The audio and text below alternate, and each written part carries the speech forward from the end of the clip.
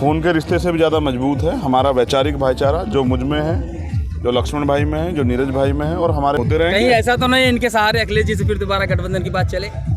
नहीं, एक भी आलोचना नहीं सुनने को मिली कि मैंने कोई गलत काम किया। थोड़ा बहुत गांव में चर्चा थी। और आज कांसीराम साहब की एक लाइन तो पकड़ी हम सब लोगों ने कि सत्ता हर ताले की कुंजी है। उनकी दूसरी लाइन हम भूल जाते हैं कि शादियों में अक्सर जाता नहीं हूँ, मैं शादी का हिस्सा भी इसलिए हूँ, एक ये मेरे भाई हैं, दूसरा इन्होंने एक ऐसा काम किया जिसकी सराहना करनी चाहिए। मैं लक्ष्मण भाई को,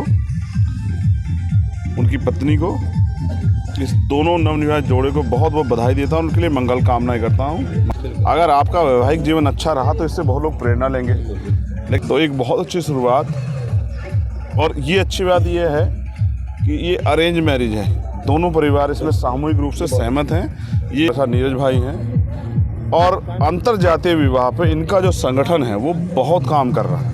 उनकी कथनी करनी में फ़र्क होता है, वो मिशनरी नहीं होते। हमारे पे दो महापुरुषों के दो कोट आपको ज़रूर कहता हूँ। पहला, राष्ट्रपिता ज्योतिबा फूले ने जो कहा कि परिवर्तन की शुरुआत जहाँ से भी करोगे उसका विरोध होगा। अपमान, आरोप और नुकसान के लिए तैयार होकर जाना, क्योंकि जिस समाज में तुम परिवर्तन चाहते हो वो समाज भी मानसिक शारीरिक रूप से तैयार नहीं है। जब एक सवाल मेरे पास है, एक भारत के पद्म विभूषण हैं डॉक्टर राम अवतार पांडे, उन्होंने शादी की थी एक ओबीसी जाति से महिला से। आज उनके बच्चों की शादी नहीं हो रही है, उनके बच्चों की उम्र 50 साल हो गई, वो बीमार हो गए हैं। बोले अब शादी कहाँ करूँ, मेरे समझ में गुप्ता में करूँ या ब्राह्मण में करूँ? तो ये जाति धर्म इसलिए बनाया गया है, बनाने वालों को इससे बहुत फ़ायदा था। शादी होने के बाद बहुभोज हुआ है, उसमें इन्होंने गैर जाति में शादी करके एक बड़ी मिसाल कायम की है।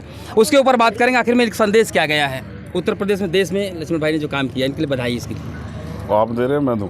सभी लोग देंगे। अच्छा, देखिए, बहुत लंबे समय से,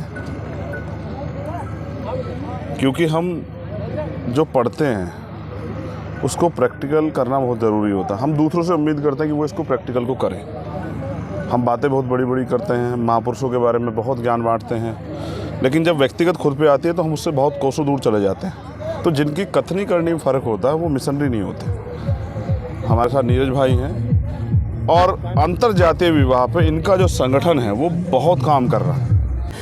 चंद्रशेखर रावण जी ये किसी परिचय के मोहताज नहीं। हमारे साथ डॉक्टर लक्ष्मण यादव, जिनकी आज कहते हैं ना, जुनून है बदल देंगे, जुनून है बदल देंगे। हाँ, अब वो बदलने की शुरुआत हो रही है। टीम बदलाव जो काम कर रही है सामाजिक रूप से। हम राजनीतिक भी काम करते हैं, हम अन्याय अत्याचार के खिलाफ लड़ते भी हैं, लेकिन जो सांस्कृतिक प्रकोष्ठ हमारा होना चाहिए जिससे हमारे लोगों को दिशा और दशा मिले, वो अंधविश्वास पाखंडवाद से बाहर निकले, वो बहुजन समाज के लोगों में भाईचारा बने, वो एक दूसरे के साथ खड़े और वो अपने दुश्मन को भी पहचाने।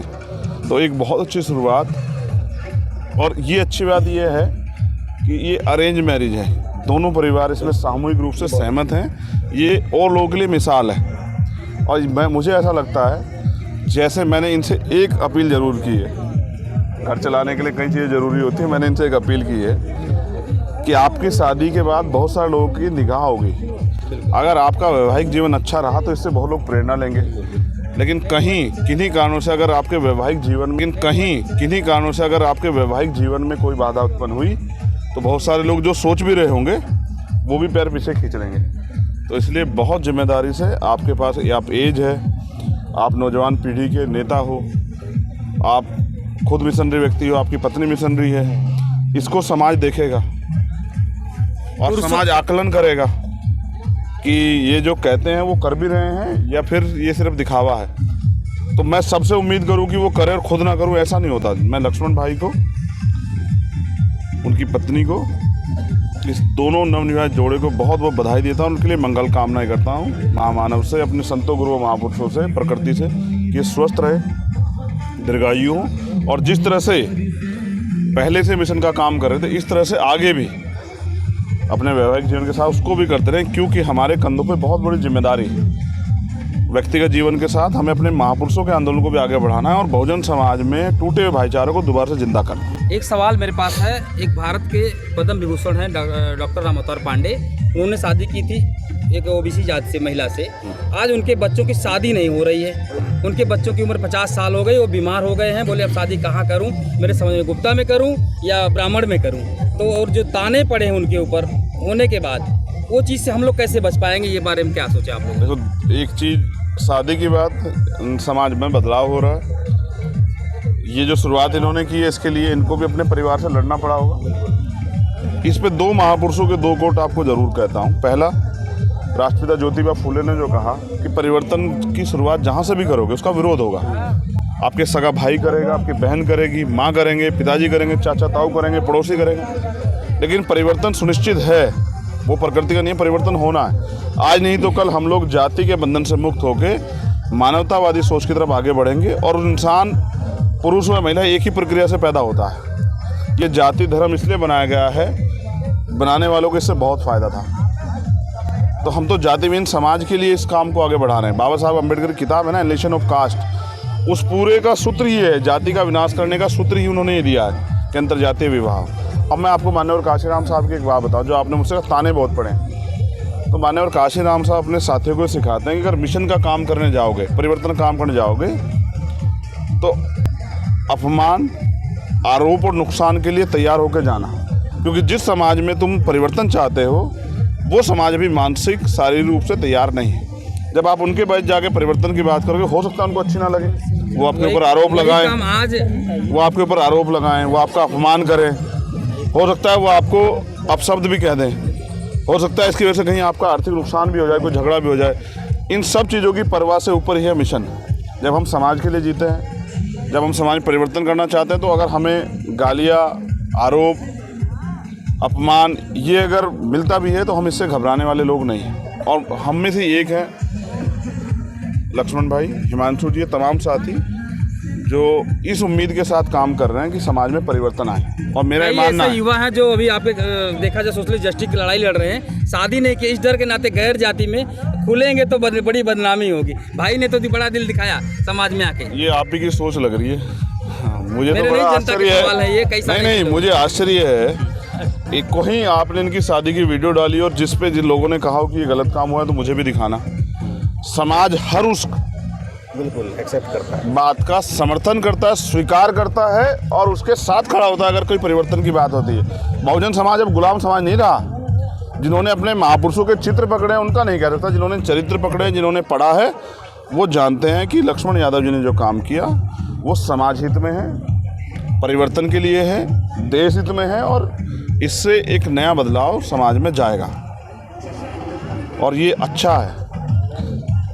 बाबा साहब अम्बेडकर ने लखनऊ में कहा 1949 में कि जिस दिन दलित पिछड़े वर्ग के लोग सामाजिक, आर्थिक, राजनीतिक रूप से एक हो जाएंगे, उस दिन से आज जो व्यवस्था के आधार पर जो ऊंची जातियों के लोग हैं, वो आपके जूते के फीते बांधने में भी गर्व महसूस करेंगे। तो मुझे बेहद खुशी है।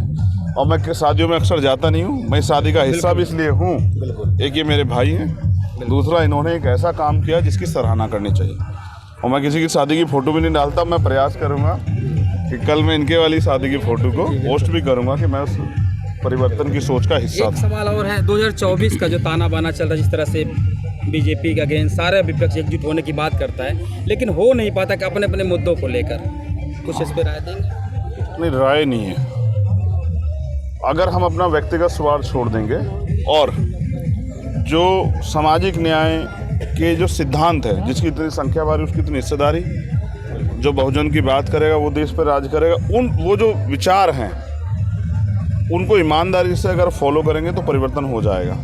देखो, हर आदमी को प्राइम मिनिस्टर बनना है, स्टेट के चुनाव हर आदमी को मुख्यमंत्री बनना है। इन मुख्यमंत्री और प्रधानमंत्री के बनने का जो व्यक्तिगत स्वार्थ है, इसकी वजह से बीजेपी जैसे लोग कामयाब हो गए हैं। इसलिए मेरा ये मानना है, समाज बड़ा समझदार है और समाज अब नेताओं से भी, हम ज़मीनी रूप पे समाज को तैयार कर रहे हैं कि समाज नेता से अपने सवाल पूछे कि आप ये काम क्यों नहीं कर रहे। जो आम जनता को समझ आ रहा है, वो नेता को क्यों नहीं समझ में आ रहा है। तो इसका जवाब यही है कि जब जनता तैयार हो जाएगी तो मुझे लगता है नेताओं को भी उनकी बात माननी पड़ेगी। 2024 में आप किसी पार्टी से गठबंधन करेंगे फिर से, या अपने दम पर अकेले लड़ेंगे पूरे? आज एक गठबंधन तो हुआ है जिसके हम लोग शामिल हुए, ऐसे ही गठबंधन होते रहेंगे। कहीं ऐसा तो नहीं इनके सहारे अखिलेश जी से फिर दोबारा गठबंधन की बात चले? नहीं, मेरी तो उनसे व्यक्तिगत बात है, आपको शायद पता नहीं। आप मुझे लगता है दिन के पत्रकार नहीं हो, रात के हैं। रात के पत्रकार। तभी आप सोचो, अभी तो हम लोग मिलके निकाय चुनाव लड़े और हम अभी तो ये अच्छी बात है कि हम भाई हैं, इनसे मेरे राजनीतिक रिश्ते नहीं। जैसे आपसे मेरे राजनीतिक रिश्ते नहीं है, ऐसे इनसे भी नहीं।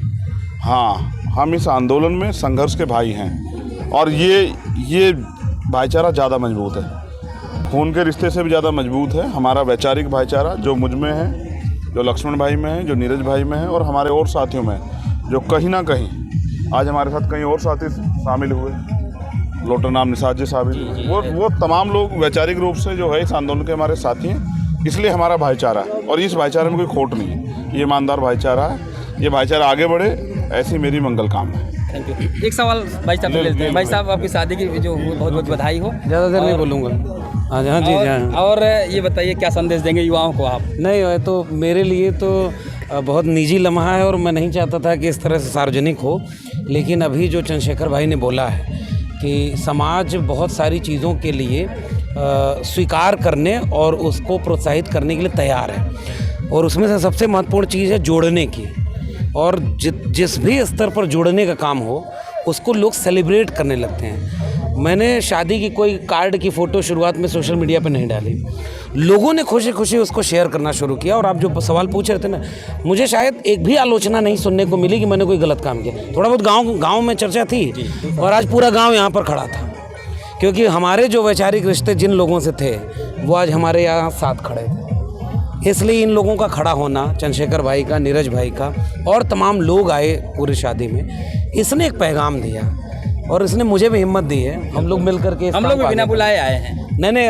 बिना बुलाए क्या, फिर तो ये सार्वजनिक निमंत्रण था और सब लोग आए, पूरे समाज को, सबको बहुत शुक्रिया जिसने बधाई दी, शामिल हुए।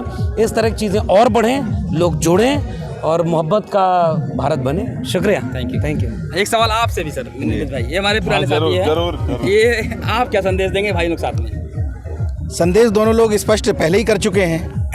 भाई ने अभी एक बात कही, उस पर काम ज़्यादा करने की ज़रूरत है, जो सांस्कृतिक हमारी विचारधारा है, सांस्कृतिक परिवर्तन की ज़्यादा ज़रूरत है, फिर राजनीतिक परिवर्तन देख लिया जाएगा।